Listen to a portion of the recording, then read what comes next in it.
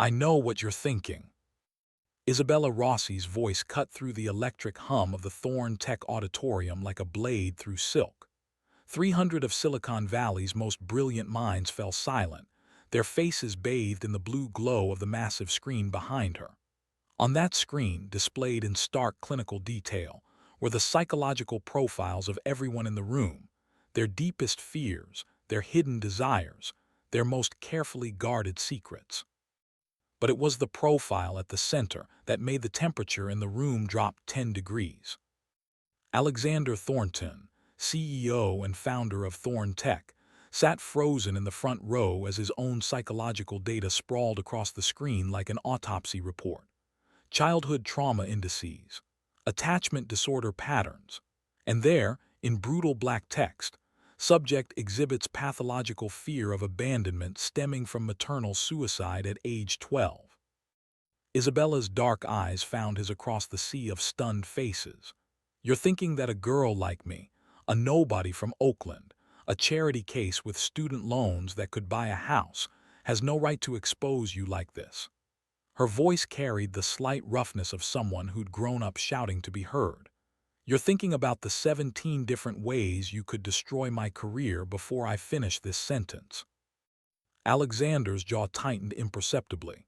Even now, facing complete professional annihilation, his expression remained carved from ice.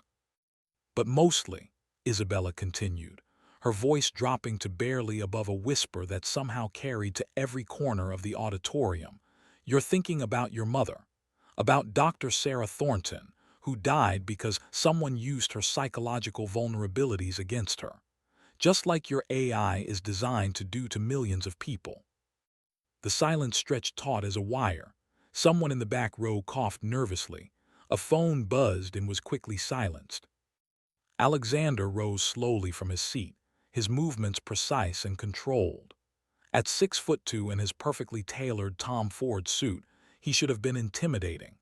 The man was worth $2.3 billion, commanded a tech empire that spanned continents, and had been called the Ice King of Silicon Valley by Forbes 3 years running. But as he looked at the slight figure on the stage, this girl with her thrift store blazer and her fierce, unflinching gaze, something flickered behind his steel-gray eyes that hadn't been there in 20 years. "Fear. Miss Rossi," he said, his voice carrying the cultured precision of Ivy League education and inherited wealth. "I think we need to talk." 6 months earlier, the coffee shop on University Avenue smelled like burnt espresso and broken dreams.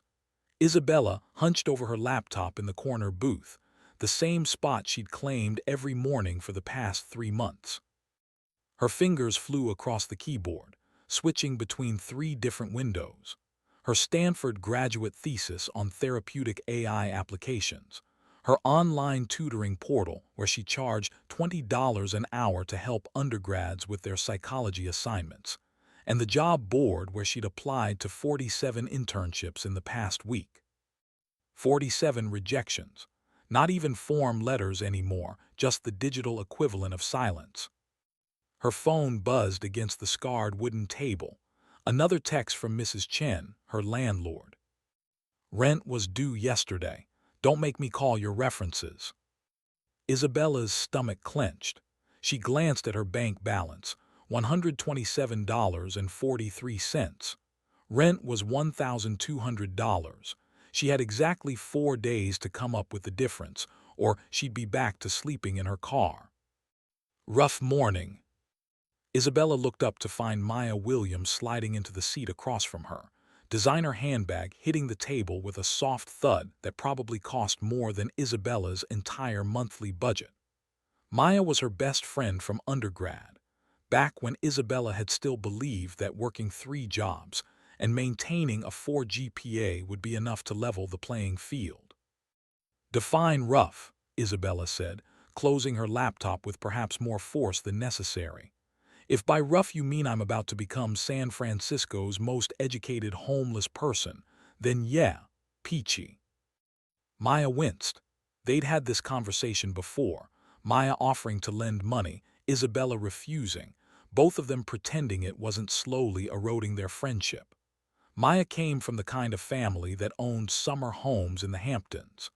Isabella came from St. Mary's Orphanage, where the heating didn't work half the time and dinner was whatever the local churches could spare. There might be another option, Maya said carefully. My cousin works at Thorn Tech. She says they're looking for a psychological consultant for some kind of AI project. Isabella's laugh was sharp. Thorn Tech doesn't hire people like me. They hire people like you, people with trust funds and family connections and the right zip codes. They hire the best, Maya corrected. And you are the best. Your research on microexpressions and behavioral prediction is brilliant. I've seen you read people like they're open books. Remember freshman year when you predicted exactly which couples would break up before Christmas? You were right about all of them. That's not exactly the same as. Bella, Maya leaned forward, her voice urgent. Alexander Thornton might be a cold bastard, but he recognizes talent. And right now, you need a miracle. Isabella stared at her friend's earnest face, then at her laptop screen still glowing with rejection emails. Maya was right about one thing. She needed a miracle.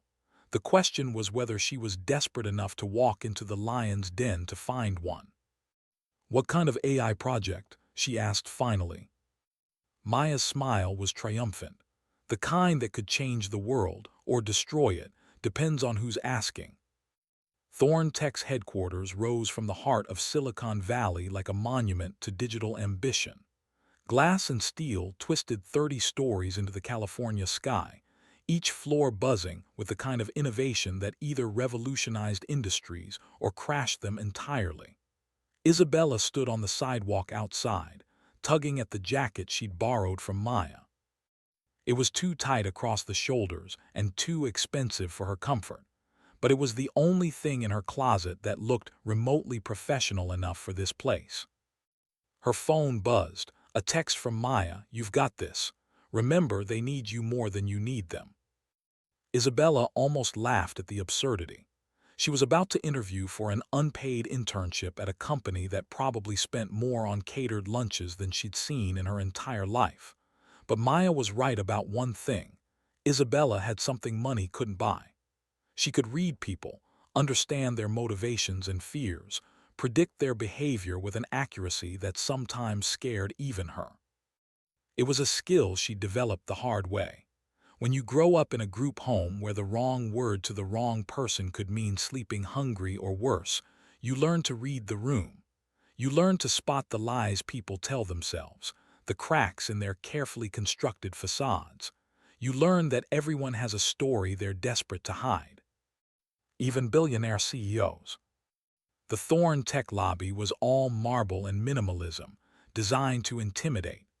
Isabella approached the reception desk, where a woman in a precisely tailored suit looked her over with the kind of polite dismissal reserved for people who clearly didn't belong.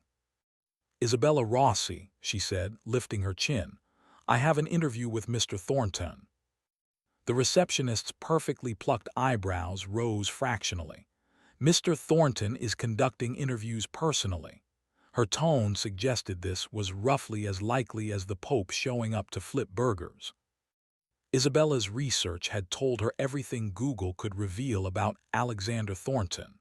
Harvard MBA at 22, founded Thorn Tech at 25, revolutionized 3 different industries before 30. What it hadn't told her was why someone that successful would bother interviewing unpaid interns. The elevator ride to the 30th floor felt like ascending to another planet. When the doors opened, Isabella stepped into a world of floor-to-ceiling windows and impossible views. The Golden Gate Bridge stretched across the bay like something from a postcard, and for a moment she forgot to breathe. "Miss Rossi." The voice was smooth, cultured, with the kind of confidence that came from never having to raise it to be heard. Isabella turned, and her carefully prepared interview strategy evaporated. Alexander Thornton was not what she'd expected. The photos made him look cold, distant, which he was. But they hadn't captured the intensity of his presence, the way he seemed to fill the space around him without moving. His dark hair was perfectly styled, his charcoal suit probably cost more than most people's cars, and his gray eyes held the kind of intelligence that missed nothing. He was also younger than she'd expected. At 32, he carried himself with the assurance of someone twice his age, but there was something else there too. Something carefully hidden beneath layers of expensive polish and practiced control. Pain. Mr. Thornton. Isabella extended her hand, grateful when her voice came out steady. Thank you for seeing me. His handshake was brief, professional, but she caught the slight tension in his jaw when their skin touched. Interesting. Most people who interviewed her were either dismissive or patronizing. Alexander Thornton looked like he was solving a complex equation. Please sit. He gestured to a chair across from his desk, a massive slab of black walnut that probably cost more than Isabella's annual tuition. I've reviewed your application. Then you know I'm not your typical candidate. No, he agreed, settling into his own chair with fluid precision. You're not. Stanford graduate student, orphan background, working multiple jobs to pay for school. GPA of 3.97, which is impressive given your circumstances. Research focus on therapeutic applications of artificial intelligence, with a particular interest in trauma recovery. He'd done his homework, more than his homework. Isabella felt exposed, like he could see right through her borrowed jacket to the girl underneath who still sometimes woke up in a cold sweat, dreaming about empty hallways and locked doors. Your research proposal mentions using AI to help people process traumatic experiences rather than suppress them, Alexander continued. Most of my contemporaries in the tech industry are focused on optimization and efficiency. You're interested in healing. Why?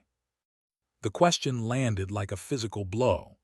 Isabella had prepared for technical questions, theoretical discussions, maybe some condescending queries about her qualifications. She hadn't prepared for this. Because, she said carefully, sometimes the things that break us are the same things that make us human. Something flickered across Alexander's face, so quick she might have imagined it. But Isabella made her living reading microexpressions, and she didn't imagine the way his pupils dilated slightly, or the tiny tension that appeared at the corners of his eyes. Interesting perspective, he said. Tell me, Miss Rossi, what do you see when you look at me?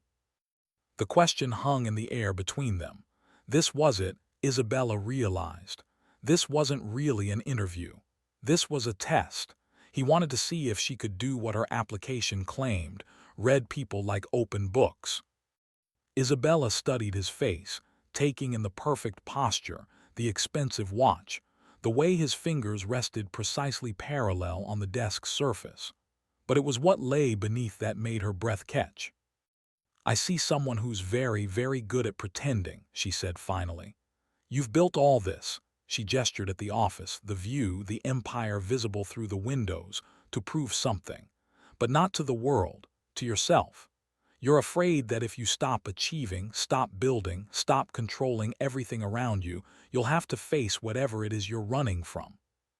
Alexander's expression didn't change, but Isabella saw his knuckles whiten where his hands gripped the desk. And she continued, her voice gentler now, you didn't invite me here because you need an intern. You invited me here because something about my research scared you. Because whatever you're working on, whatever this AI project is, it's connected to that thing you're running from. The silence stretched between them like a tightrope. Isabella could hear her own heartbeat, could feel the expensive air conditioning raising goosebumps on her arms. She'd either just landed the opportunity of a lifetime, or she'd just committed career suicide. Alexander leaned back in his chair, and for the first time since she'd entered his office, he smiled. It wasn't a pleasant expression. Congratulations, Miss Rossi, he said. You start Monday. As Isabella left his office, her hands shaking with adrenaline and relief, she couldn't shake the feeling that she'd just walked into something much larger and more dangerous than an internship. She'd seen the way Alexander looked at her when she'd spoken about his fears, not with anger, but with recognition. Like he'd been waiting his entire life for someone to see through his carefully constructed walls. Like he'd been waiting for her. What Isabella didn't know, as she stepped back into the elevator and watched the numbers tick down toward the ground floor, was that Alexander Thornton hadn't been looking for an intern at all. He'd been looking for a weapon, something precise and powerful enough to help him complete the most ambitious and dangerous project of his career. Something that could analyze human psychology with ruthless accuracy, predict behavior with near-perfect precision, and ultimately reshape the way people thought and felt and remembered. He'd been looking for someone who could help him build a god. And somehow, impossibly, that someone was a girl from Oakland who understood exactly how much damage the wrong kind of love could do. Monday morning arrived with the kind of California sunshine that made everything look deceptively optimistic. Isabella stood in front of her closet, a generous term for the narrow space between her bed and the wall, staring at her limited options. The borrowed jacket from Maya hung next to her usual rotation of thrift store finds and clearance rack discoveries. She reached for a simple black dress she'd found at Goodwill, then stopped. This wasn't a coffee shop or lecture hall. This was Thorn Tech, where even the interns probably wore designer labels. She grabbed the jacket. The Thorn Tech elevator whisked her to the 15th floor, where she was met by a woman who looked like she'd stepped out of a corporate fashion magazine. Everything about her screamed expensive, from her perfectly blown-out blonde hair to her Louboutin heels that probably cost more than Isabella's rent. Isabella Rossi, I'm Jennifer Walsh, Director of Strategic Initiatives. Her smile was polished and professional, the kind that never quite reached the eyes. Mr. Thornton asked me to get you settled in. Isabella followed Jennifer through a maze of glass-walled offices and open workspaces buzzing with the quiet intensity of brilliant minds focused on changing the world. She tried not to stare at the casual luxury surrounding her, the Herman Miller chairs, the dual-monitor setups, the kitchen area stocked with organic everything, and what appeared to be a full-time barista. You'll be working on Project Eden, Jennifer said, her voice dropping slightly as they approached a more secluded section of the floor. It's one of our more sensitive initiatives. You'll need to sign additional NDAs, of course. They stopped in front of a conference room with frosted glass walls. Through the translucent barrier, Isabella could make out the shapes of several people seated around a large table. Your team, Jennifer explained, then paused with her hand on the door handle. A word of advice. Mr. Thornton doesn't usually take personal interest in junior staff. Try not to read too much into it. The warning sent a chill down Isabella's spine, but before she could respond, Jennifer was opening the door and ushering her into a room that would change her life forever. The first thing Isabella noticed was the wall-mounted screens displaying streams of data she couldn't immediately parse: behavioral patterns, emotional indices, response time analytics. The second thing she noticed was that every person in the room was staring at her with the kind of polite curiosity reserved for exotic zoo animals.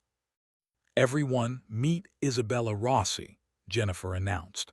She'll be consulting on the psychological assessment protocols for Eden. A man with prematurely gray hair and wire-rimmed glasses half stood from his chair. Dr. Michael Chen, lead behavioral analyst. Pleasure to meet you, Isabella. Just Bella is fine. She shook his offered hand, grateful for the warmth in his voice. Daniel Park, junior developer. A younger man with an easy smile waved from across the table. Fair warning, we're all a little obsessed with this project.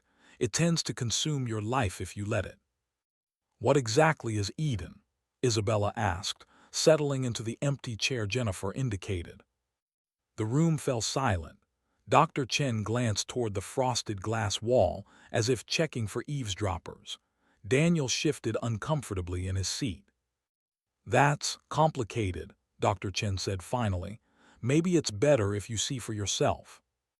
He pressed something on his tablet, and the screens around the room came alive with new data. Isabella found herself looking at what appeared to be a psychological profile, but unlike anything she'd seen in her graduate studies. This was comprehensive in a way that made her skin crawl. Childhood trauma markers, attachment styles, emotional triggers, behavioral predictions with confidence intervals in the high 90s. "We call her Eve," Daniel said quietly. "Emotional vulnerability engine.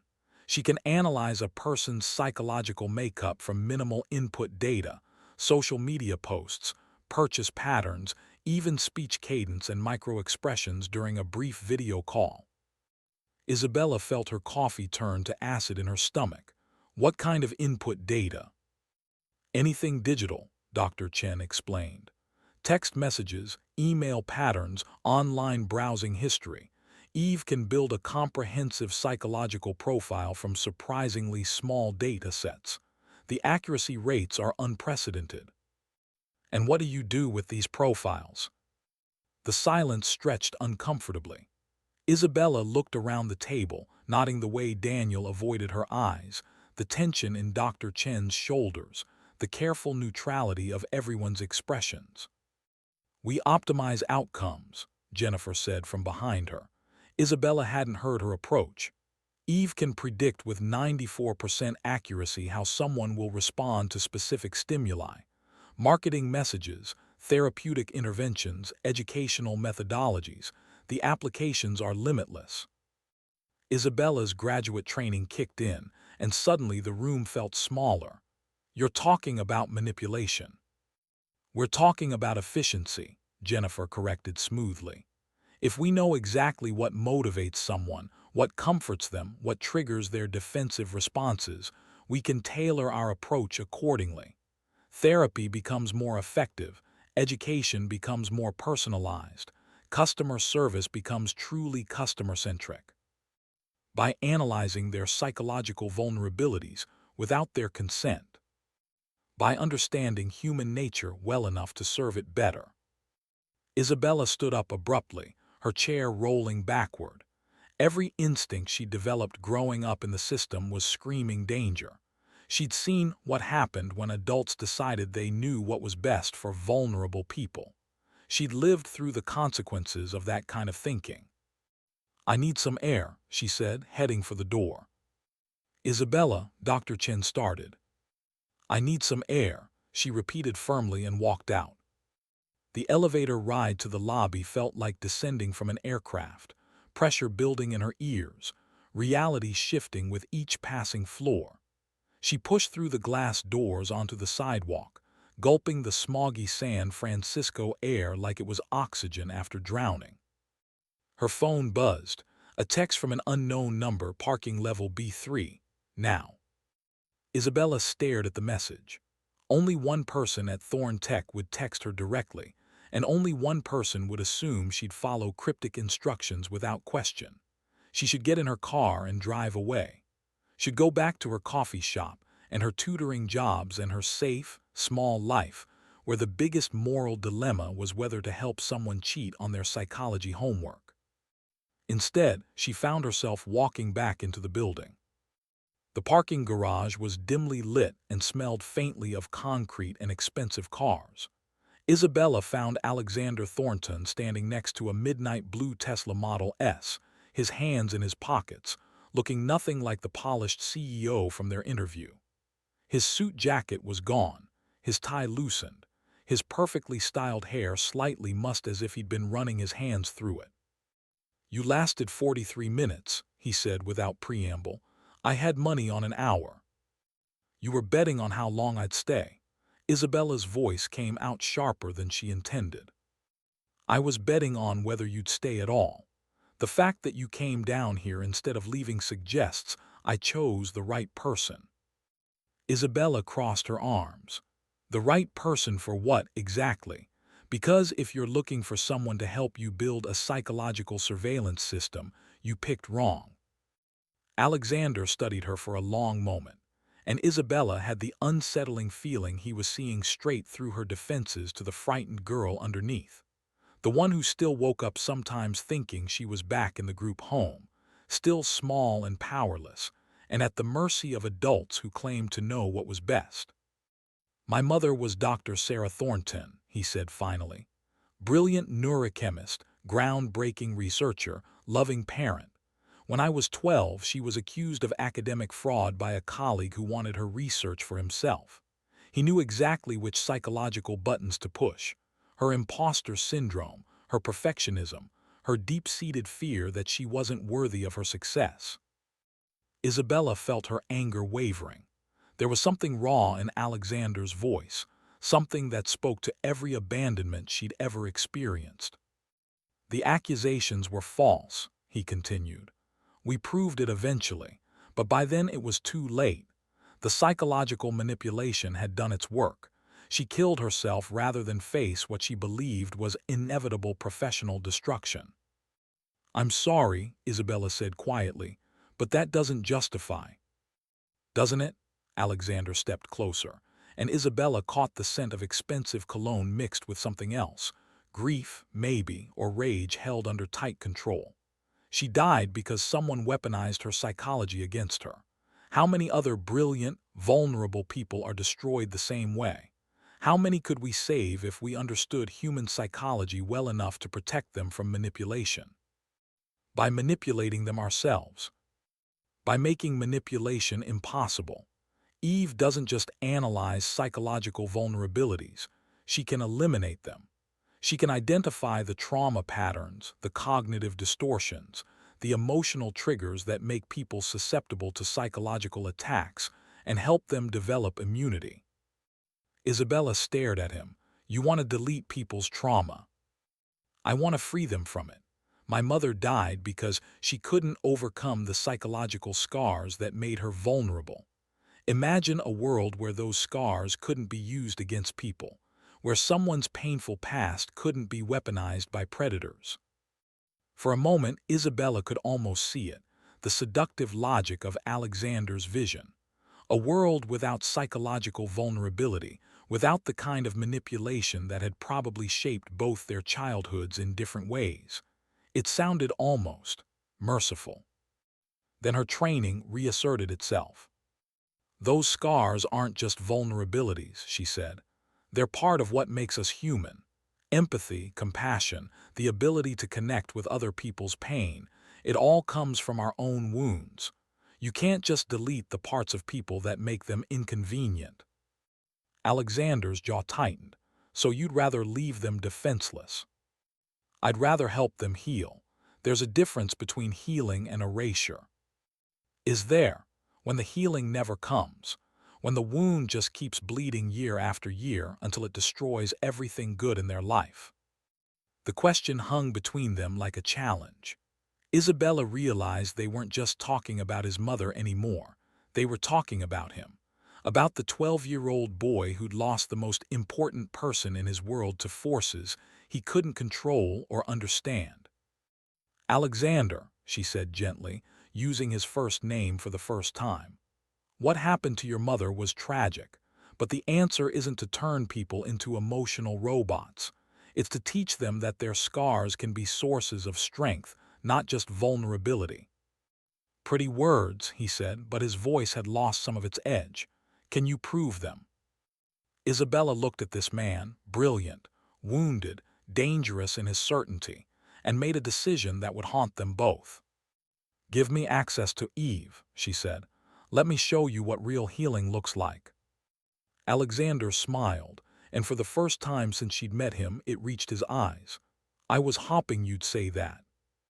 As they rode the elevator back up to the 15th floor, Isabella couldn't shake the feeling that she'd just agreed to something far more complex than a simple consulting arrangement. The way Alexander looked at her, like she was a puzzle he was determined to solve, made her skin prickle with awareness. She was supposed to be helping him understand the ethical implications of his technology. Instead, she had the distinct impression that he was planning to use that technology on her. The thought should have terrified her. Instead, it sent an unexpected thrill down her spine. When the elevator doors opened and they stepped back into the world of glass and steel and digital ambition, Isabella caught her reflection in the polished surface of a conference room wall.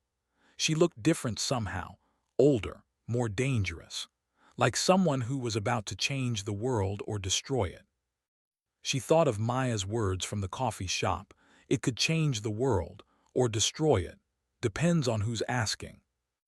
As Alexander's hand briefly touched the small of her back, guiding her toward the Project Eden conference room, Isabella realized she still didn't know which category she fell into. But she was definitely about to find out. 3 weeks into her time at Thorn Tech, Isabella had established a routine that felt almost normal. Almost. She arrived at 7:30 each morning, grabbed coffee from the impossibly sophisticated machine in the break room, and settled into her temporary desk in the Project Eden lab. She spent her days diving deep into Eve's psychological algorithms, documenting ethical concerns, and trying not to think about the way Alexander appeared in the lab at least 3 times a day, always with some technical question that could have been answered by email. She was getting good at pretending she didn't notice how his presence changed the energy in the room, how conversations became more focused and voices more careful when he walked in. She was less successful at ignoring the way her pulse quickened whenever he leaned over her shoulder to examine her work, close enough that she could smell his cologne and feel the heat radiating from his body. This morning was different. Isabella arrived to find her computer screen black, unresponsive to any combination of keystrokes or mouse clicks. 3 weeks of research notes, ethical assessments, and carefully documented concerns about Eve's capabilities, gone. Having trouble, Daniel Park appeared at her elbow, coffee in hand and sympathy in his voice. "Everything's crashed," Isabella said, trying to keep the frustration out of her voice. "I had backups, but they were on the local drive." "Probably a security protocol," Dr. Chen offered from across the room. "The system sometimes wipes drives if it detects unauthorized access attempts." Isabella's blood chilled. "Unauthorized access. I'm using the credentials you gave me." I know. Dr. Chen held up a placating hand. "It's probably just a glitch, but—" He hesitated, glancing toward the frosted glass walls as if checking for listeners. "Maybe you should talk to Mr. Thornton directly. These kinds of security issues usually require executive approval to resolve." 20 minutes later, Isabella found herself standing outside Alexander's corner office, her hand raised to knock. Through the glass walls, she could see him on a conference call, his expression focused and intense as he gestured at something on his screen. He looked every inch the tech mogul, powerful, untouchable, completely in control of his digital empire. Then he glanced up and saw her waiting. His expression shifted, became warmer somehow, more human. He held up one finger, "Wait," and said something to whoever was on the call before ending it abruptly. "Isabella." He stood as she entered, and she noticed he didn't use her title or last name anymore. When had that changed? "What can I do for you?" "My computer crashed this morning. Dr. Chen said it might be a security issue." Alexander's expression became unreadable. "Security issue. All my research notes are gone. 3 weeks of work." Isabella tried to keep her voice level professional. "I need to know if this was intentional."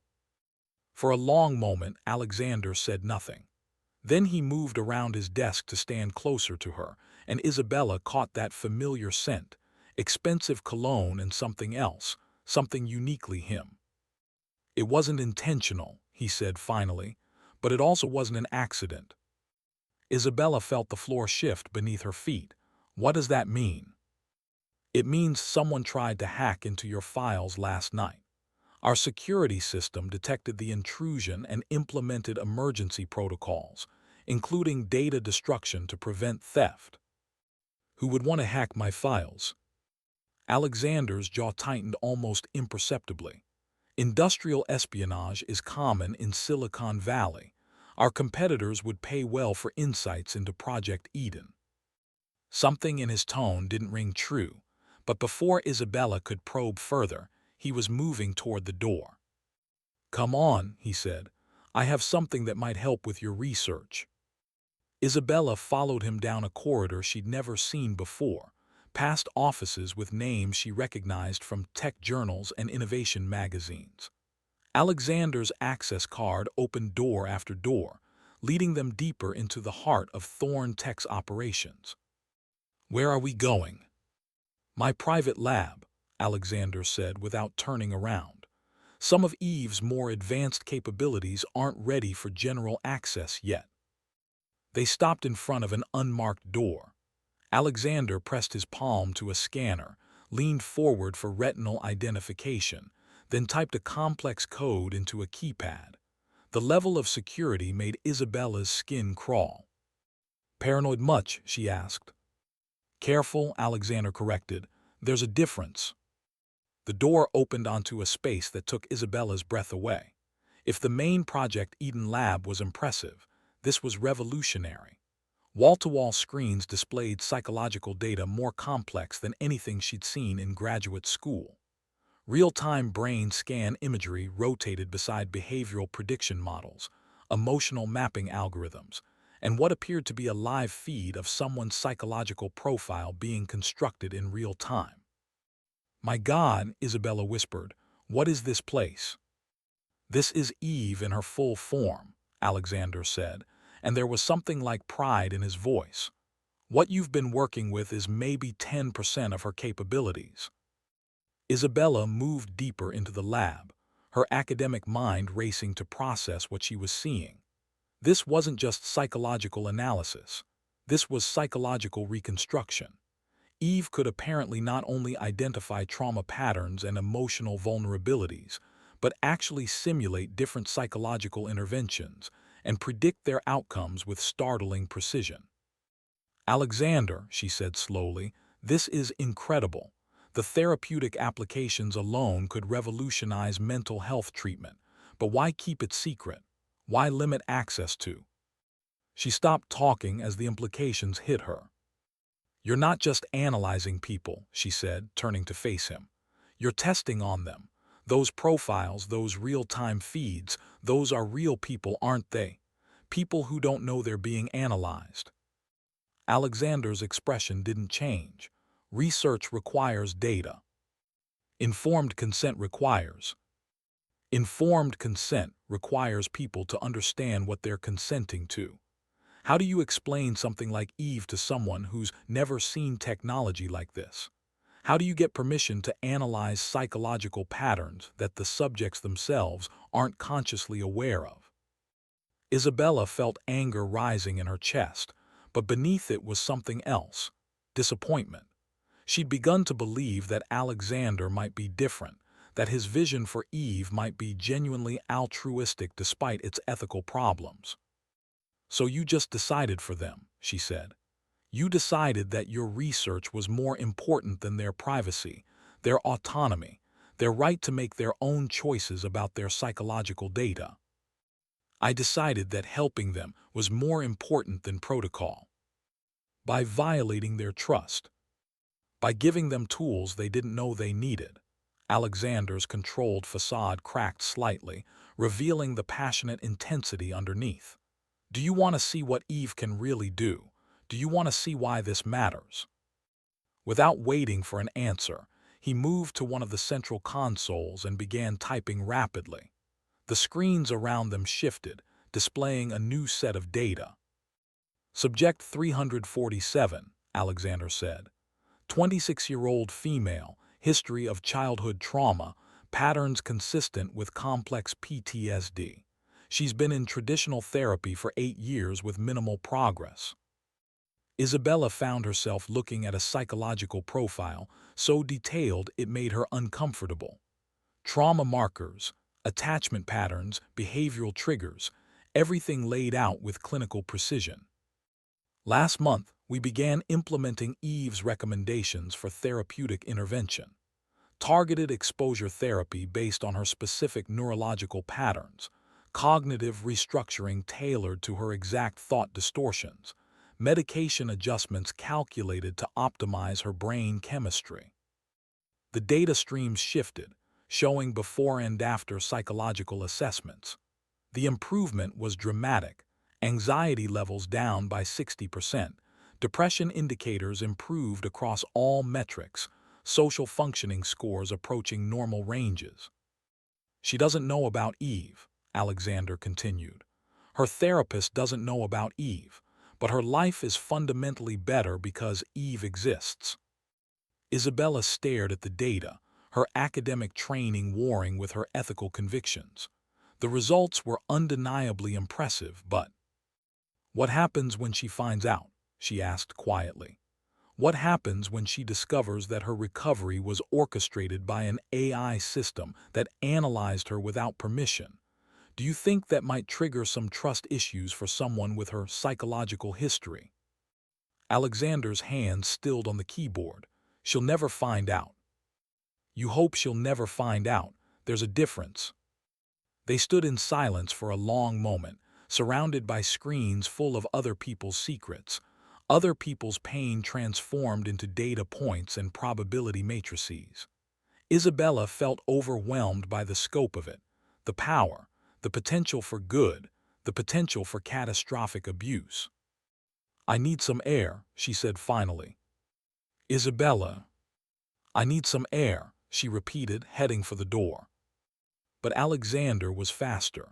He moved to intercept her, not blocking her path exactly, but close enough that she had to stop or run into him. Don't leave, he said, and his voice was different now, less controlled, more vulnerable. Please. Isabella looked up at him, nodding the way his carefully styled hair had fallen across his forehead, the tension lines around his eyes, the barely perceptible tremor in his hands. This close, she could see past the CEO mask to something raw and desperate underneath. Why does it matter if I leave? She asked. Alexander was quiet for so long that Isabella thought he might not answer. When he finally spoke, his voice was barely above a whisper. Because you're the first person who's looked at Eve and seen the human cost instead of just the technological achievement. You're the first person who's looked at me and seen. He trailed off, shaking his head. Seen what? Seen that I might be wrong. The admission hung between them like a bridge neither was sure they should cross. Isabella found herself studying his face, the sharp line of his jaw, the gray eyes that seemed to hold storms, the mouth that was softer than she'd expected. Alexander, she said carefully, what are you really trying to do with Eve? I'm trying to make sure no one else has to die the way my mother did. His voice was steady, but Isabella caught the slight tightness around his eyes that suggested carefully controlled emotion. I'm trying to build a world where psychological manipulation becomes impossible because people understand their own minds too well to be deceived. But that's not what Eve does. Eve makes psychological manipulation easier, more precise, more effective. Only in the wrong hands. All hands are the wrong hands if the subjects don't consent to the manipulation. Alexander stepped closer, close enough that Isabella had to tilt her head back to maintain eye contact. What if the manipulation is therapeutic? What if it saves lives? Then you call it therapy and get informed consent. And what if they refuse consent? What if they're too damaged, too afraid, too convinced that they can't be helped to accept the intervention that could save them? Isabella felt something shift in her chest, a dangerous softening toward this brilliant, broken man who was trying to save the world by controlling it. Then you respect their choice, she said gently, even if it breaks your heart. Alexander's expression cracked then, just for a moment, and Isabella saw the lost 12-year-old boy who'd watched his mother die, and decided that love wasn't worth the vulnerability it required. I can't, he whispered. I can't watch people destroy themselves when I have the tools to save them. Without thinking, Isabella reached up and touched his face, her fingers tracing the sharp edge of his cheekbone. He went absolutely still under her touch, as if he'd forgotten how to breathe. "Alexander," she said softly, "you can't save everyone. You couldn't save your mother, and that's not your fault. But trying to control other people's psychology to prevent your own pain, that's not healing. That's just a different kind of wound." For a moment, she thought he might break down completely. His eyes closed, and he leaned into her touch like a man dying of thirst who'd finally found water. Then his phone buzzed. The spell broke instantly. Alexander stepped back, his professional mask sliding into place with practiced ease. He glanced at his phone, frowning. "We need to go," he said. "There's been a security breach." "What kind of security breach?" But Alexander was already moving toward the door, his momentary vulnerability locked away behind corporate efficiency. "Someone's been accessing Eve's core systems without authorization. We need to get you to safety." Safety? Isabella followed him out of the lab, her mind reeling from the emotional whiplash. "What aren't you telling me?" Alexander's jaw was tight as they waited for the elevator. "Industrial espionage isn't just about corporate secrets, Isabella. When the technology can analyze and predict human behavior with Eve's accuracy, it becomes a national security issue." The elevator doors opened, and Alexander ushered her inside with a hand on the small of her back. The touch sent electricity through her nervous system, even as her rational mind tried to process what he was saying. "Are you telling me we're in actual danger?" "I'm telling you that you're valuable," Alexander said, and the way he looked at her when he said it made her pulse race for reasons that had nothing to do with fear. Eve's psychological modeling capabilities are unprecedented, but they're only as good as the human expertise that guides them. Without someone who truly understands human psychology, Eve is just a very sophisticated data processor. And with someone like me. Alexander's smile was sharp as a blade. With someone like you, Eve could rewrite the rules of human interaction entirely. The elevator reached the parking garage, and Alexander guided her toward his Tesla with the kind of protective urgency that made Isabella's skin prickle with awareness. As he held the passenger door open for her, she caught his scent again, cologne and something else, something that made her want to lean closer instead of pulling away. "Where are we going?" she asked as he started the engine. "Somewhere secure," Alexander said. "Somewhere we can finish this conversation without worrying about who might be listening." As they pulled out of the parking garage and into San Francisco traffic, Isabella caught sight of her reflection in the passenger window. Her eyes were bright, her cheeks flushed, and she looked like a woman on the edge of making a very dangerous decision. She was supposed to be helping Alexander understand the ethical implications of his technology. Instead, she was sitting in his car, driving toward an unknown destination, pulse racing from his proximity and the promise in his voice when he'd called her valuable. The rational part of her mind was screaming warnings about power imbalances, about emotional manipulation, about the dangers of getting romantically involved with someone who could analyze her psychological vulnerabilities with superhuman precision. But as Alexander's hand briefly covered hers on the console between them, Isabella realized that the warnings were coming too late. She was already falling. Alexander's penthouse was everything Isabella had expected and nothing she'd prepared for. Floor to ceiling, windows offered a panoramic view of San Francisco Bay, while the interior was all clean lines and expensive minimalism. But it was the personal touches that caught her off guard. The framed photo of a dark-haired woman who had to be his mother, the well-worn copy of Emotional Intelligence on his coffee table, the way he moved through the space like someone who actually lived there instead of just existing in it. "You can stay in the guest room," Alexander said, setting down her hastily packed overnight bag, "until we figure out who's trying to access Eve's systems and why." Isabella turned from the window where she'd been watching the lights of the city twinkle like scattered diamonds. "Alexander, this is insane. I can't just move into your penthouse because someone hacked my computer." It wasn't just your computer.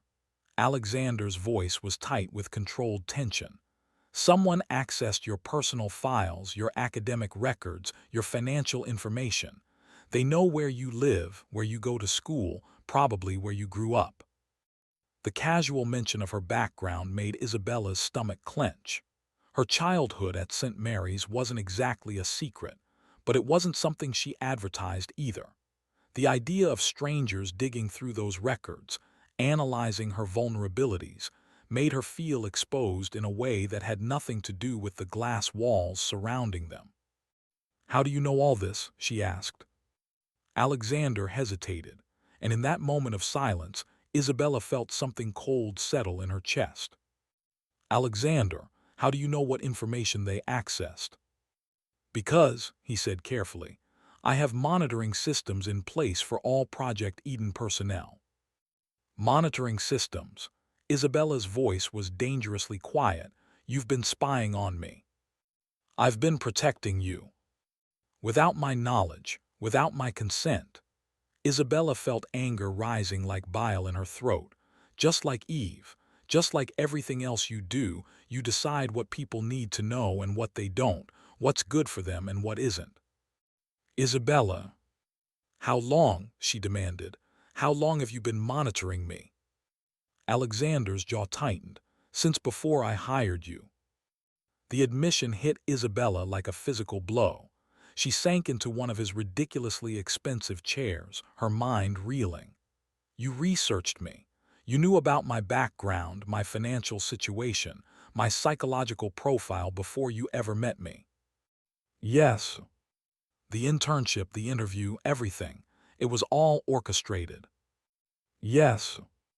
"Why?" Isabella's voice cracked on the question. "Why me?" Alexander moved closer, his hands shoved deep in his pockets as if he didn't trust himself not to reach for her. "Because you're brilliant. Because you understand human psychology in ways that can't be taught or programmed. Because when I analyzed your academic work, I knew you were exactly what Eve needed to reach her full potential. And because I was vulnerable," Isabella added bitterly. "Poor, desperate, easy to manipulate." "No." Alexander's response was sharp, immediate. "Never that." "Then what? What made me so special that Alexander Thornton, Billionaire CEO, decided to personally recruit a nobody grad student?" Alexander was quiet for so long that Isabella thought he might not answer. When he finally spoke, his voice was so low she had to strain to hear it. "Because when I read your thesis proposal about using AI to heal trauma instead of exploiting it, I realized I might have been wrong about everything." Isabella stared at him, trying to process the admission. "What?" "For 15 years, I've been building Eve to eliminate psychological vulnerabilities, to create a world where people couldn't be hurt the way my mother was hurt. But your research suggested something different, that those vulnerabilities might actually be strengths, that trauma could be transformed into resilience instead of simply erased." Alexander moved to the window, his reflection ghost-like in the dark glass. "I needed to know if you were right. I needed to understand how someone who'd been through what you'd been through could still believe in the power of healing instead of just protection." Isabella felt something shift in her chest, anger transmuting into something more complex, more dangerous. "So you studied me like a lab rat. So I fell in love with your mind before I ever met you." The words hung in the air between them like a confession, and an accusation rolled into one. Isabella's breath caught in her throat. "Alexander." His phone rang, cutting through the tension like a blade. Alexander glanced at the screen and his expression darkened. "I have to take this," he said, already answering. "Marcus, what do you have?" Isabella couldn't hear the other side of the conversation, but she could see the way Alexander's shoulders tensed, the way his free hand clenched into a fist. "How much did they get?" Alexander asked. Then, after a pause, "Shit. No, don't involve law enforcement yet.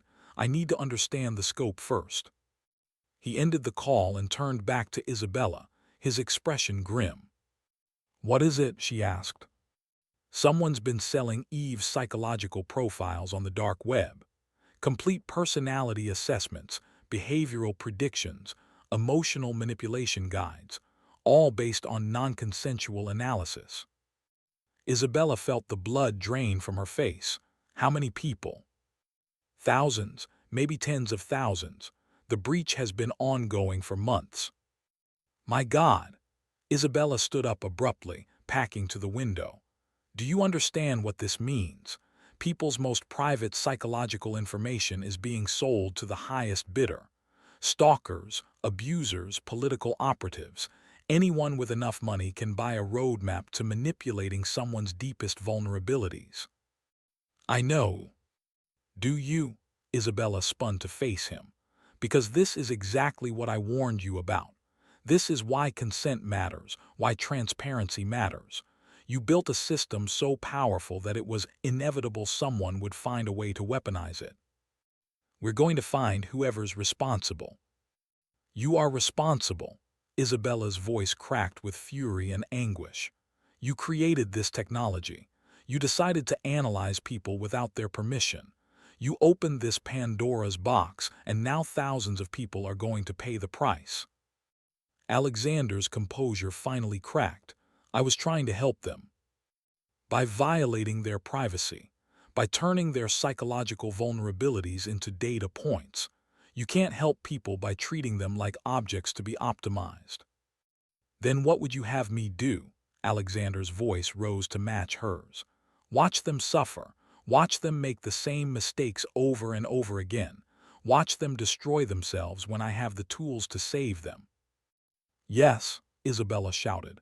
If that's what it takes to preserve their humanity, then yes. The silence that followed was deafening. Isabella could hear her own heartbeat, could feel tears she hadn't realized she was crying cooling on her cheeks. You don't mean that, Alexander said quietly. I do mean that, because the alternative, what you've created, isn't salvation. It's a different kind of destruction. Alexander moved toward her, and Isabella saw something desperate and lost in his expression. Isabella, The lights went out. For a moment they stood in complete darkness, the city lights below providing the only illumination. Then emergency lighting kicked in, bathing the penthouse in an eerie red glow. What's happening? Isabella asked. Alexander was already moving toward a panel built into the wall. His fingers flew over a hidden keyboard, and screens materialized from surfaces that had appeared to be simple black glass. Someone's trying to break into the penthouse security system, he said, his voice tight with concentration. They're using Eve's psychological profiles to predict my security protocols. They're what? They know how my mind works, how I make decisions under pressure. They're using that information to anticipate my responses and counter them in real time. Isabella felt a chill that had nothing to do with the temperature. Someone's using Eve against you. Not just against me, against us. Alexander's fingers never stopped moving across the keyboard. Isabella, I need you to listen very carefully. There's a safe room behind the bookshelf in my bedroom. The code is your birthday. My birthday? Isabella stared at him. How do you never mind? Why would you use my birthday? Because it's the only date in my life that has nothing to do with loss. The admission hit Isabella like a physical blow, but before she could process it fully, Alexander was continuing. If anyone gets into this apartment, you go to that safe room and you don't come out until the police arrive. Do you understand? What about you? I'll be fine. Alexander. Promise me, Isabella. Promise me you'll protect yourself. Isabella looked at this man who'd manipulated her, studied her, violated her privacy, and who just admitted that her birthday was meaningful to him in a way that suggested feelings far deeper than professional interest. I promise, she said, and realized she meant it. Alexander's shoulders relaxed fractionally. Good. Now help me figure out who's doing this. For the next hour, they worked side by side in the red-tinged darkness. Alexander's fingers flying over hidden keyboards while Isabella analyzed the patterns of the cyber attack. It was strangely intimate, this collaboration in crisis. Two brilliant minds working in harmony despite the emotional wreckage of their earlier conversation. "There," Isabella said suddenly, pointing to a sequence of behavioral predictions scrolling across one of the screens. "Those aren't random. Someone's using Eve to model your responses, but they're incorporating assumptions about your psychological state that weren't in the original analysis." Alexander leaned closer to see what she was pointing at, close enough that Isabella could feel the warmth radiating from his body. "What kind of assumptions?" "They assume you're isolated, paranoid, unwilling to trust anyone. But that's not how you're actually behaving. You brought me here, you're sharing information with me, you're asking for my help. Whoever's doing this doesn't know about our connection." "Connection," Alexander repeated, and something in his voice made Isabella's pulse quicken. "Professional connection," she clarified quickly. "Of course," but his eyes said something different.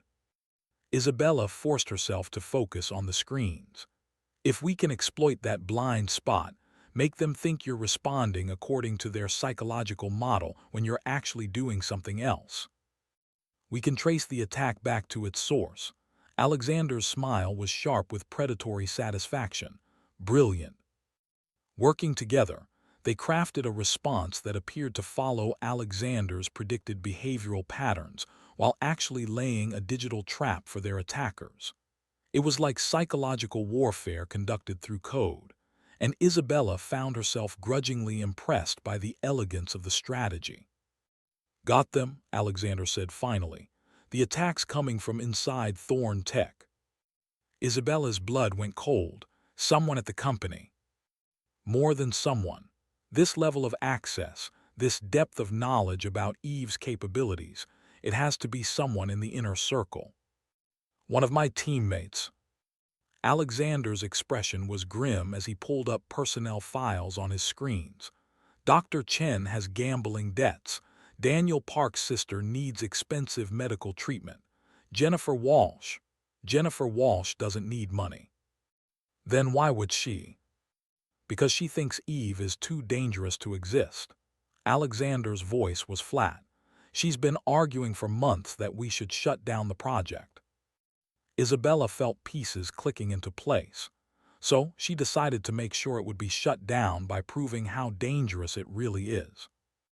By selling psychological profiles to criminals, and then pointing to the resulting chaos as evidence that Eve can't be controlled. Isabella struggled for words, "That's diabolical." "That's Jennifer." Alexander was already moving toward the door. "I need to get to the office, stop her before she can destroy more lives."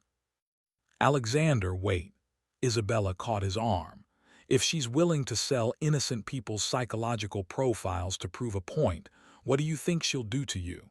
This could be a trap." Alexander covered her hand with his, and Isabella felt the familiar electric shock of skin-to-skin contact. "Then come with me." "What?" "Come with me, help me stop her. Help me save Eve, the real Eve, the version you helped me see, the healing version." Isabella looked into his eyes and saw desperation, determination, and something else, something that looked dangerously like love. "If I do this," she said slowly, "if I help you, it's not because I think what you did was right. It's not because I forgive you for manipulating me or studying me like a lab specimen." "Then why?" Isabella took a deep breath. "Because despite everything you've done, despite all the ways you've violated my trust and privacy, I still believe you can be better. I still believe Eve can be better." Alexander's smile was soft and genuine and completely devastating. "Thank you." "Don't thank me yet," Isabella said. "If we're going to do this, we're doing it my way. No more secrets, no more manipulation, no more analyzing people without their consent. And if Jennifer tries to kill us—" Isabella's smile was sharp as a blade. "Then we use everything I know about human psychology to make sure she fails."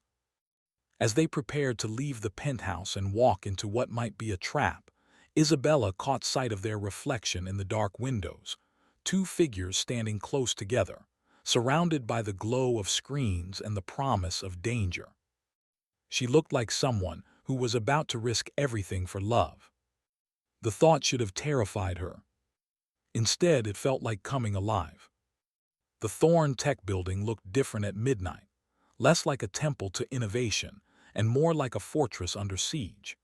Security lights cast harsh shadows across the empty parking garage, and Isabella could feel the weight of surveillance cameras tracking their movements as Alexander led her toward a service entrance she'd never seen before.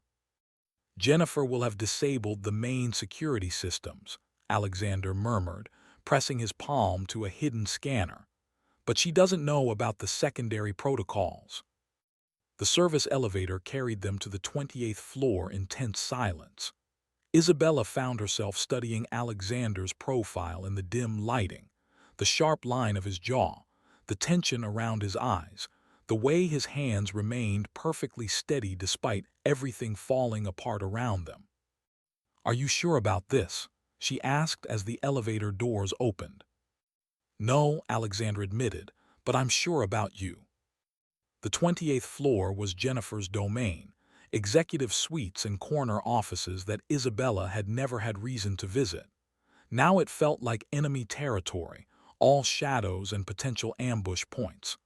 Alexander moved with predatory grace, each step calculated and silent. They found Jennifer in her office, but she wasn't alone. "Hello, Alexander." Jennifer Walsh turned from her wall of monitors with the kind of calm that suggested she'd been expecting them. "Isabella, I'm disappointed but not surprised." Behind her stood two men Isabella didn't recognize, corporate security types with the kind of build that suggested they could handle more than just data breaches. But it was the third figure that made Isabella's blood freeze. "Dr. Chen." Isabella's voice came out as barely a whisper. The older man looked genuinely anguished, his wire-rimmed glasses reflecting the glow from Jennifer's screens. "I'm sorry, Isabella. I never wanted it to come to this." Michael's gambling debts were becoming problematic, Jennifer explained conversationally. "Loan sharks can be so uncivilized. I offered him a more elegant solution." Alexander's posture shifted almost imperceptibly, and Isabella recognized the change. He was preparing for violence. "How long, Jennifer? How long have you been selling people's psychological profiles?" "Since the moment I realized what Eve really was." Jennifer's voice carried the fervor of absolute certainty. "You created a weapon, Alexander, a tool for psychological manipulation so precise, so powerful that no government, no corporation, no individual should be allowed to control it. So you decided to prove that by becoming exactly the kind of person who shouldn't control it." Jennifer's laugh was sharp and humorless. "I decided to demonstrate the inevitable outcome of your hubris. Eve will be used to exploit people. The only question is whether that exploitation happens under corporate oversight or in the chaos of the black market." Isabella stepped forward, her mind racing through everything she knew about Jennifer's psychology. The woman was brilliant, driven, absolutely convinced of her own righteousness, and completely missing the irony of her position. "You're not preventing exploitation," Isabella said. "You're enabling it. Those profiles you sold, they're being used by stalkers, abusers, political operatives. You've turned people's deepest vulnerabilities into commodities." "Temporary casualties in a necessary war," Jennifer replied coldly. "When the public sees what Eve can do in the wrong hands, they'll demand its destruction. And the thousands of people who get hurt in the meantime. Acceptable losses." Isabella felt rage building in her chest, not the hot, explosive anger from earlier, but something colder and more focused. "Like your daughter." Jennifer went very still. "What did you say?" Isabella had spotted the framed photo on Jennifer's desk. A young girl, maybe 16, with Jennifer's sharp features and intelligent eyes. But it was the body language in the photo that told the real story. The way the girl held herself, the careful smile that didn't reach her eyes, the subtle positioning that suggested someone who'd learned to be constantly on guard. "Your daughter Emma," Isabella continued, her voice steady despite the danger crackling in the air. "She's been in therapy for eating disorders and self-harm. Started when she was 14, right around the time your divorce was finalized. You used Eve to analyze her, didn't you? To understand what was driving her self-destructive behavior." Jennifer's composure cracked slightly. "That's none of your business. You violated your own daughter's privacy because you were desperate to help her. Because sometimes being a good parent means making difficult choices about consent and autonomy. Because sometimes people need to be saved from themselves even if they don't want to be saved." "That's completely different." "Is it?"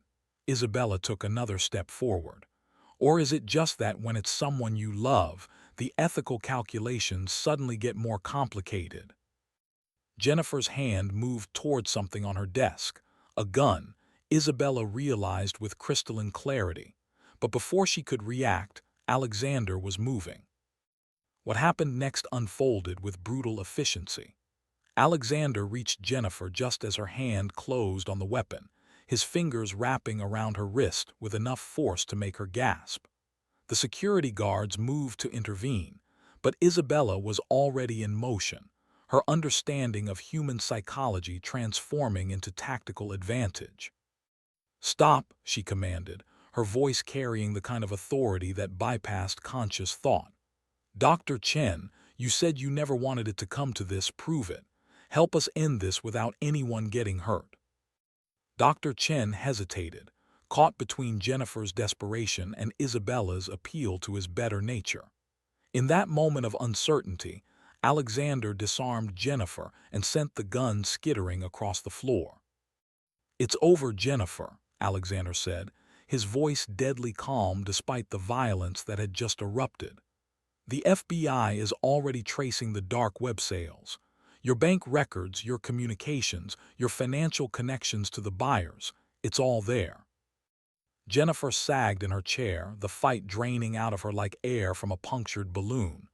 "You don't understand," she whispered. "Eve can't be allowed to exist. The temptation to use it to manipulate people for their own good, it's too strong. Even you'll succumb to it eventually." "Maybe," Alexander said, "but that's not your choice to make." Isabella moved to stand beside him, and she felt the shift in their dynamic. No longer adversaries or even reluctant allies, but partners in something deeper and more dangerous than either had anticipated. "Jennifer," Isabella said gently, "you're not wrong about the risks. Eve is dangerous, but destruction isn't the only option." "Then what do you propose?" Isabella looked at Alexander, seeing her own thoughts reflected in his eyes. "Transparency, consent, oversight. We turn Eve into what she was always meant to be, a tool for healing, not manipulation." "Pretty words," Jennifer said bitterly, "but power corrupts, you'll see." "Maybe," Isabella acknowledged, "but at least we'll see it coming." The next few hours passed in a blur of police interviews, FBI agents, and corporate damage control. Jennifer was arrested. Dr. Chen agreed to cooperate with the investigation in exchange for leniency, and Alexander began the complex process of trying to undo months of psychological exploitation. It was nearly dawn by the time they returned to Alexander's penthouse. Isabella felt emotionally drained, physically exhausted, and strangely exhilarated all at once. They'd won, not just against Jennifer's sabotage, but against the darker implications of Eve's power. "What happens now?" Isabella asked, sinking into one of Alexander's impossibly comfortable chairs. Alexander moved to the window, his silhouette outlined against the growing light of sunrise. "Now we rebuild. Eve, too, transparent, consensual, focused on empowering people instead of analyzing them." "And us?" The question slipped out before Isabella could stop it. Alexander turned to look at her, and Isabella saw something vulnerable and hopeful in his expression. That depends on whether you can forgive me. Isabella considered the question seriously. Could she forgive him for manipulating her, for studying her like a specimen, for violating her privacy in the name of protection? Could she trust someone who demonstrated such a casual disregard for consent and autonomy? I don't know, she said honestly. What you did, studying me, manipulating the circumstances of our meeting, monitoring my personal life, those aren't things you can just apologize away. Alexander's shoulders tensed, but he nodded. I understand. I'm not finished, Isabella continued. I can't forgive you for those things, but I might be able to forgive you for the reasons you did them. I'm not sure I understand the difference. Isabella stood and moved to join him at the window. The city was waking up below them. Early commuters, joggers, the eternal rhythm of human life continuing despite the digital dramas playing out in corporate towers. You didn't manipulate me because you wanted to control me, she said. You did it because you were terrified of losing someone else the way you lost your mother. You built Eve not to exploit people's vulnerabilities, but to protect them from exploitation. Your methods were wrong, but your intentions.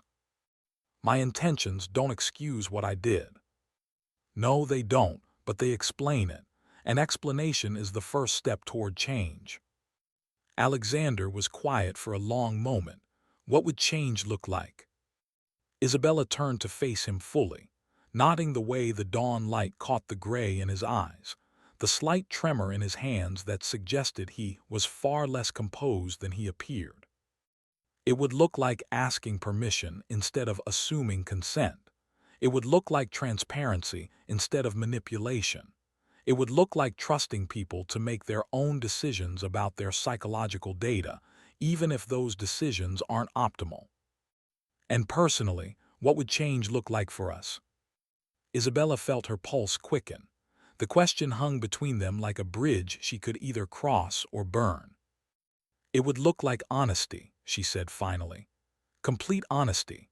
About what you want from me, about what I mean to you, about whether this is real or just another form of psychological manipulation. Alexander stepped closer, close enough that Isabella could see the flecks of blue in his gray eyes, could count the barely visible scars on his hands that suggested a childhood less privileged than his current wealth implied. Isabella, he said, his voice rough with emotion, I've spent 15 years building walls around my heart because I thought that was the only way to survive losing someone. But when I watch you analyze human behavior, when I see the compassion in your eyes even when you're angry with me, when you challenge me to be better than I thought possible, those walls don't just crack. They shatter completely. Isabella's breath caught. Alexander, I'm in love with you, he said simply. Not with your psychological profile or your research potential or your professional utility. I'm in love with the woman who fights for people's right to make their own mistakes. I'm in love with someone who sees the best in people even when they show her their worst. Isabella felt tears prick her eyes. How do I know this isn't just another form of manipulation? How do I know you haven't analyzed my psychological patterns and determined exactly what I need to hear? Alexander's smile was soft and genuine and completely devastating. Because if I'd been manipulating you, I would have told you what you wanted to hear. Instead, I told you the truth, that I studied you, that I violated your privacy, that I made decisions for you without your consent. I told you the truth even knowing it might make you leave. Isabella reached up and touched his face, feeling the slight roughness of stubble, the warmth of skin, the reality of this moment that felt too fragile to trust. I should leave, she whispered. Yes, Alexander agreed, you should.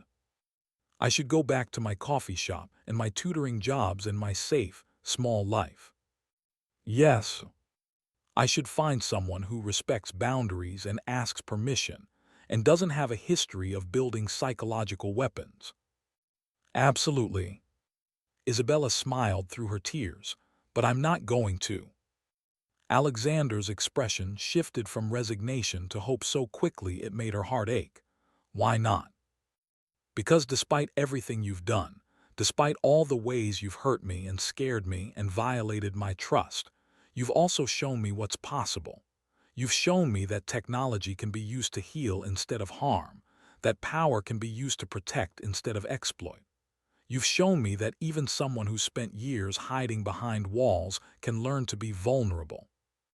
Isabella. And because, she continued, rising on her toes to close the distance between them, I think I might be in love with you too. The kiss was soft at first, tentative, like a question being asked and answered simultaneously.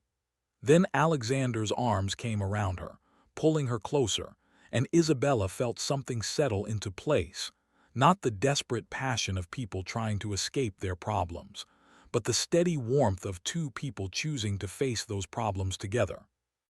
When they finally broke apart, both breathing hard, Isabella rested her forehead against his. This doesn't solve everything, she said. We still have work to do.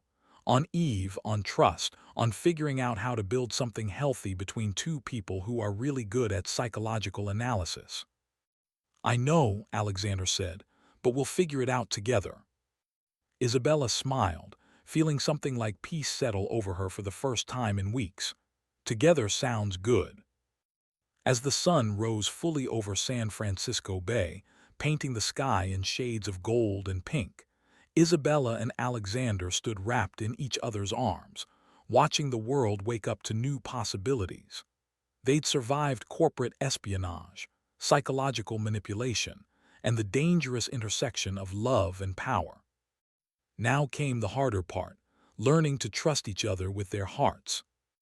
But as Isabella felt Alexander's steady heartbeat against her cheek, as she breathed in the scent of expensive cologne mixed with simple human warmth, she thought they might just have a chance. After all, they'd already proven they made a good team when the stakes were life and death. How hard could it be to figure out love? 18 months later, Isabella Rossi Thornton stood in front of the gleaming new headquarters of Solace Technologies, watching as the final letters were installed on the building's facade.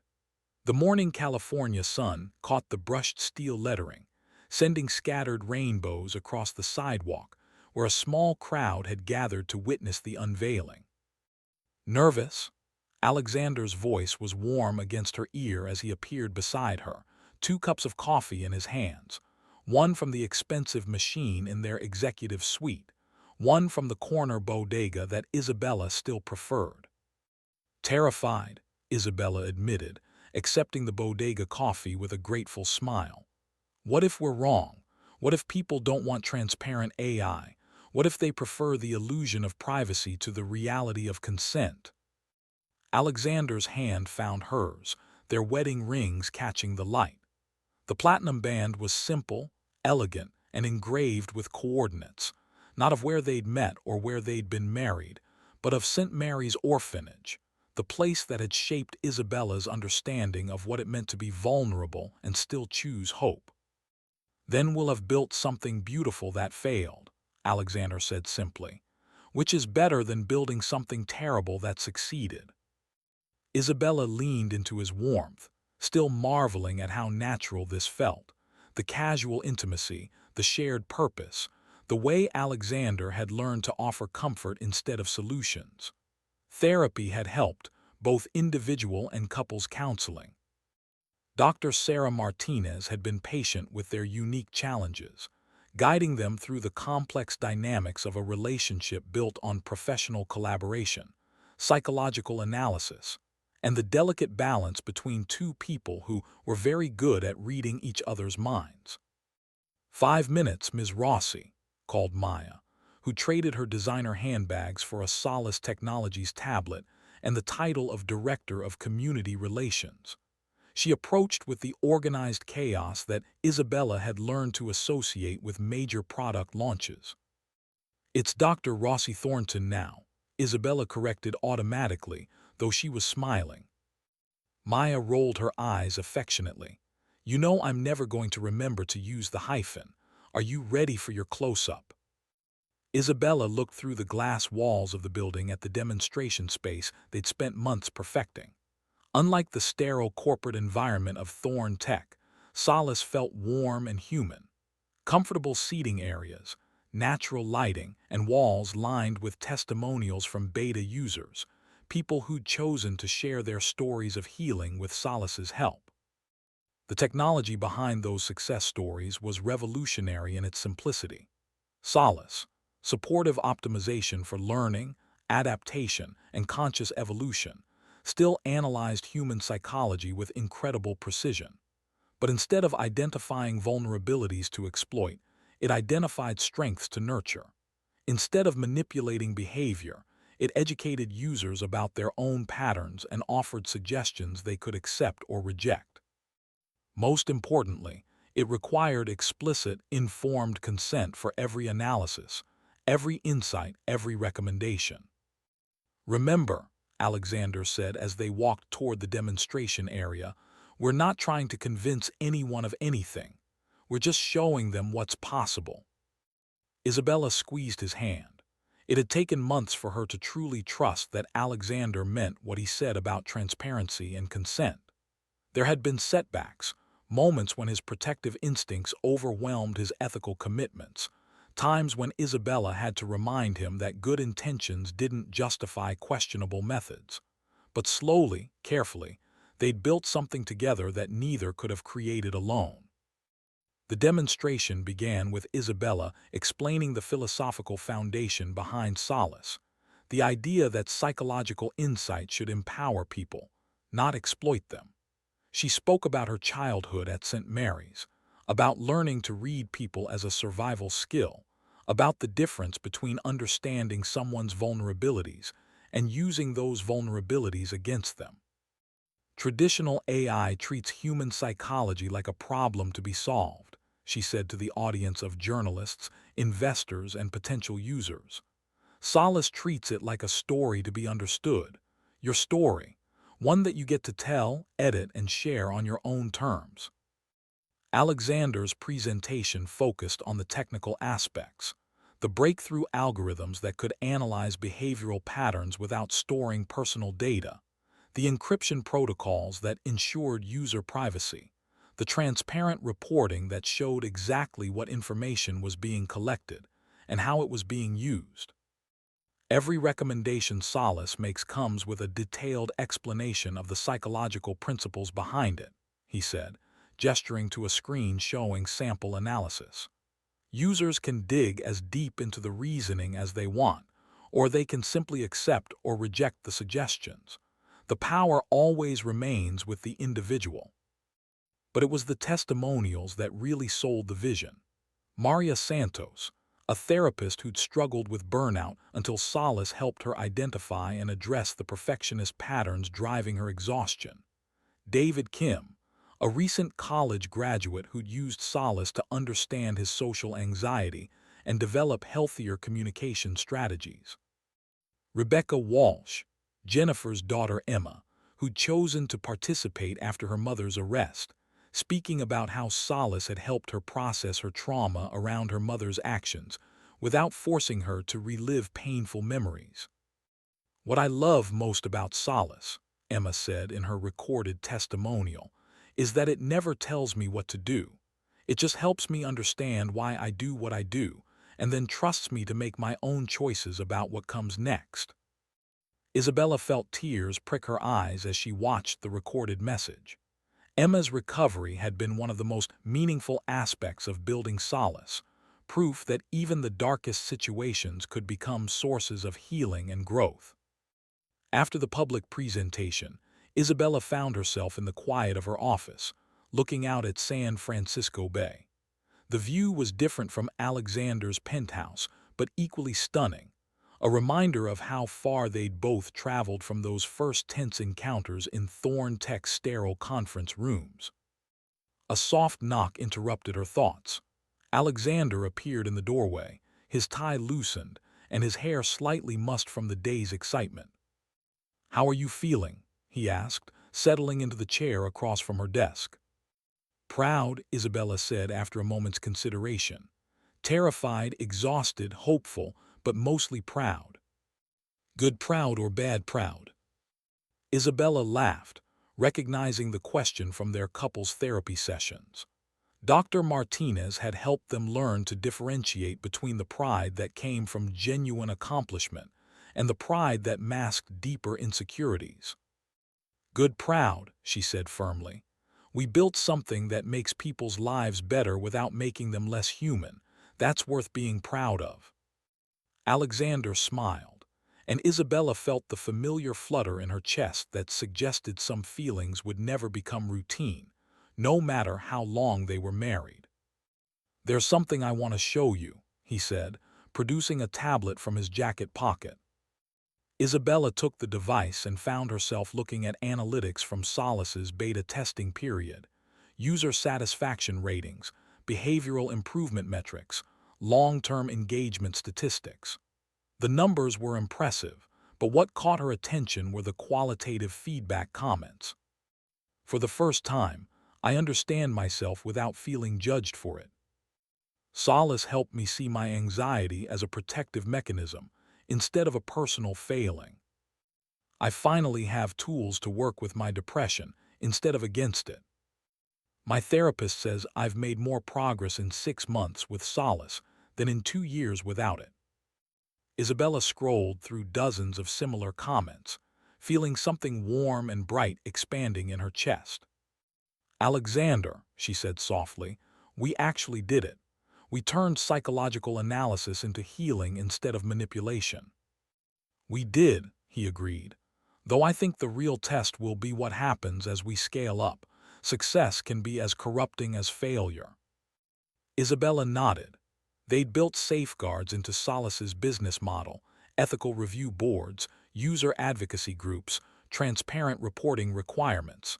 But she knew that maintaining their principles would be an ongoing challenge, not a one-time decision.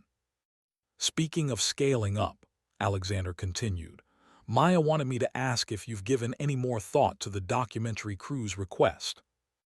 Isabella groaned. A major streaming service had approached them about documenting the development of Solace, complete with behind-the-scenes footage of their relationship and the ethical dilemmas they'd navigated. The attention was flattering but overwhelming. Do we really need our marriage to become public entertainment? She asked. Only if you want it to, Alexander said. Though I think there might be value in showing people that it's possible to build something ethical in tech, that love and business don't have to be mutually exclusive. Isabella considered this. The documentary would mean giving up some privacy, exposing their relationship to public scrutiny. But it might also help other entrepreneurs understand that ethical technology wasn't just possible, it was profitable. What would you want to tell people? She asked. If you could sum up everything we've learned in one message, what would it be? Alexander was quiet for a long moment, his expression thoughtful. That vulnerability isn't weakness, he said finally. That the things that make us human, our traumas, our fears, our capacity for love, aren't bugs to be fixed. They're features to be celebrated. Isabella felt her heart do that fluttering thing again. After 18 months of marriage and nearly 2 years of working together, Alexander could still surprise her with the depth of his emotional insight.